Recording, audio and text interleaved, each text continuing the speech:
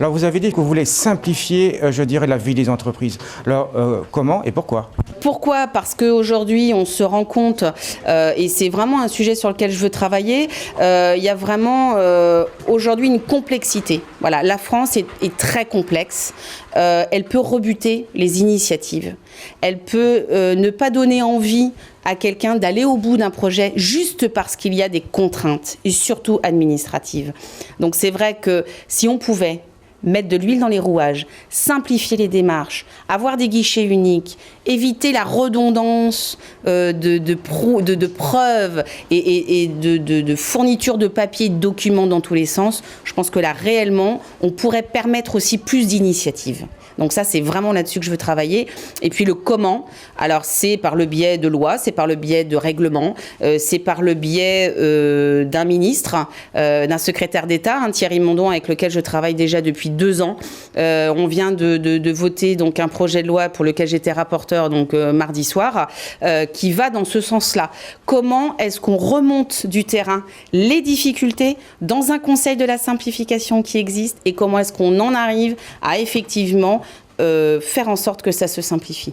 Donc il y a plein de choses qui sont mises en œuvre, ça fait déjà un petit moment qu'on y travaille et ce n'est pas fini parce que la simplification c'est du long terme. On a 30, 40 ans d'accumulation, de superposition de complexité, on en a pour un petit moment pour amoindrir cette montagne de complexité, mais je suis très volontaire et j'espère arriver, voilà, réussir. Alors, on est toujours resté au niveau dans le monde de l'entreprise. Est-ce que ce serait bien également qu'il y ait un peu plus de liberté, notamment, je pensais au niveau des stagiaires ou au niveau de l'apprentissage, qui actuellement ne peuvent pas faire grand-chose, entre guillemets. Alors là, c'est vrai qu'il y a vraiment quelque chose, un blocage. On a voté aussi dans le cadre de cette loi, donc une aide financière, un soutien à l'accueil du premier apprenti. Ça, c'est une chose qui a été votée. Par contre, je pense, pour l'avoir vécu, que ce n'est pas que l'aide financière qui aujourd'hui est nécessaire à ce qu'on ait plus d'apprentis. C'est aussi le fait qu'on puisse permettre à l'apprenti d'apprendre le métier. Or, apprendre le métier, ça veut dire se servir des outils comme celui qui travaille. Et c'est vrai qu'aujourd'hui, on se rend compte, bien évidemment qu'on a tous la crainte de l'accident, bien évidemment qu'on a tous peur qu'une machine s'enraye ou qu'il y ait quelque chose qui se passe. Mais la vie n'est pas faite de zéro défaut, de zéro risque. Et je pense qu'à trop vouloir enlever tous les risques, on en arrive à ce que l'apprenti ne puisse plus apprendre. Et ça, c'est quand même terrible. Donc j'aimerais aussi là-dessus, et je pense qu'on va aussi vers cette simplification, comment est-ce qu'on arrive aujourd'hui à ce que l'apprenti dans une entreprise apprenne le métier. Voilà. Alors, changer de thème un petit peu.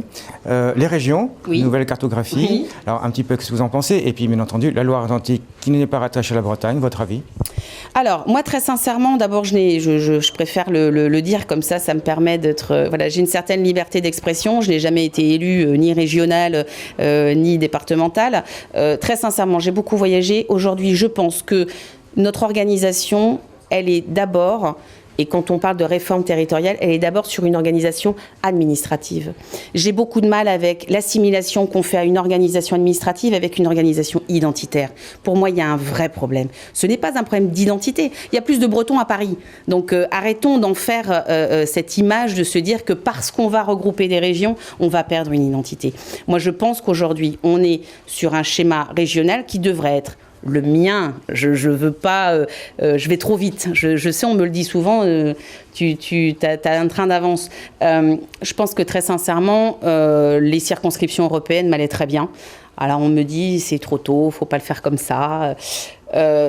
Voilà, je pense que région Pays de Loire, Bretagne m'allait aussi très bien. On n'est pas allé jusque-là. Je pense qu'il y a des clivages. J'ai du mal, je vous dis très sincèrement, avec cet amalgame entre une organisation efficace et un problème identitaire. Et je pense qu'aujourd'hui, on est sur une mobilité. Le français, il bouge. Et nous accueillons des personnes étrangères, donc on n'est pas breton, on n'est pas normand, on est citoyen de la France et je pense qu'avant toute chose, c'est aussi ça qui devrait compter. Donc je suis satisfaite et pas satisfaite de cette carte, je pense que c'est pas le sujet. J'attends le prochain texte qui, lui, fondamentalement est très important, c'est sur les compétences. Et vous le savez, c'est un de mes sujets, d'avoir une interco à l'échelle du SCOT. Très sincèrement, et Manuel Valls l'a redit hier aux questions au gouvernement, l'intercommunalité est aussi une organisation d'avenir sur nos territoires. Voilà. Autre sujet, je dirais la sécurité ou l'insécurité dans notre région. Donc il y a eu un cambriolage assez important dans différents magasins à la zone de Cannes au mois d'octobre. Pas mal de petits aussi aux alentours. Là, l'opticien actuellement à Clisson également. Qu'est-ce que vous en pensez et là aussi, bien sûr, qu'est-ce qu'on peut faire ? Alors, ça fait déjà un moment que je travaille sur ce sujet-là aussi avec les services de la gendarmerie, avec la préfecture. Il y a une brigade donc, qui a été organisée et qui quand même comporte un certain nombre de gendarmes. Donc, il y a quand même des progrès. Il y a des choses qui ont été faites. Je pense que ça porte aussi ses fruits parce que, et vous l'avez dit aussi, vous l'avez annoncé au niveau des médias, on arrive aussi à démanteler des filières. Donc, on sait qu'il y a des sujets, voilà, il y a des cambriolages, certes. Je pense très sincèrement qu'il y a eu et il y a encore une organisation vraiment réelle sur le fait de pouvoir lutter contre. Il est très compliqué quand même qu'on ait un gendarme à la porte de chaque commerce ou de chaque parc d'activité. C'est vrai que c'est compliqué. Moi, personnellement, en tant que chef d'entreprise, j'ai été cambriolée 2 fois, oui, effectivement. Maintenant, est-ce qu'aujourd'hui, on est capable d'avoir 0 cambriolage ? Je ne sais pas non plus. Je sais que c'est un phénomène qui prend une ampleur. Je pense que tous les moyens ont été mis en œuvre. Maintenant, il faut aussi pouvoir accepter, en tout cas, qu'on ne puisse pas non plus tout prévoir ou être sur tous les coups d'avance, quoi. Voilà.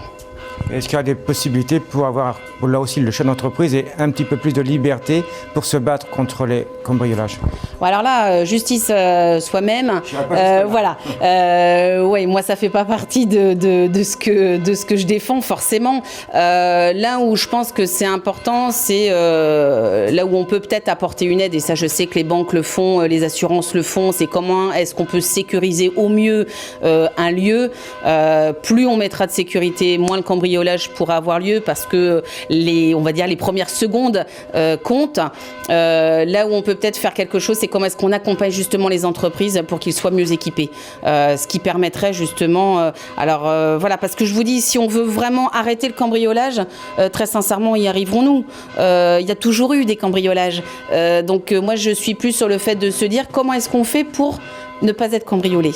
Et comment est-ce qu'on fait pour apporter cette aide à des petites entreprises qui n'ont pas forcément les moyens d'avoir un équipement. On va dire le premier, c'est la porte, c'est les rideaux métalliques. Voilà, ce sont des choses, des équipements qui peuvent permettre de sécuriser. Voilà. Niveau national, le conflit israélien-palestinien ? Alors là-dessus, enfin bon, je ne vais pas reprendre les termes de Manuel Valls d'hier. Ils ont été, enfin voilà, moi je les partage complètement. On ne peut pas prendre un conflit et se le réapproprier et prendre le conflit pour le régler ici chez nous. Le fait de dire, le fait d'appeler, le fait d'être mobilisé pour dire ça ne peut pas durer. Moi je fais partie des gens, mais on est tous d'accord. Le conflit, ce n'est pas possible. C'est-à-dire que ça fait trop longtemps que ça dure. Il y a un vrai sujet, il y a des vrais problèmes. Est-ce que c'est en France et à la France de régler le problème? Non. Par contre, d'arriver à trouver des solutions et d'arriver à proposer des solutions et de travailler avec l'ONU, je pense que très sincèrement, pour moi, aujourd'hui, on est tous d'accord pour dire que ce n'est pas possible que ça continue comme ça. J'ai quand même aujourd'hui, et je pense, et ça s'est vérifié, on ne peut pas prendre le conflit à notre charge dans notre pays. Voilà. Alors c'est bien, vous avez répondu un petit peu à ma question avant que je vous en pose une deuxième. Mais après, maintenant, on dit aux manifestations, le gouvernement, une fois oui, une fois non, et on ne sait pas trop où il va. Est-ce qu'il ne pourrait pas avoir une idée déjà catégorique dès le départ? Alors, c'est pas une fois oui, une fois non. C'est par qui est déposée la demande de manifestation. C'est-à-dire que là, je pense que très sincèrement, là aussi, il a répondu. Je ne répondrai pas et je ne reprendrai pas à sa place. Il l'a très bien fait.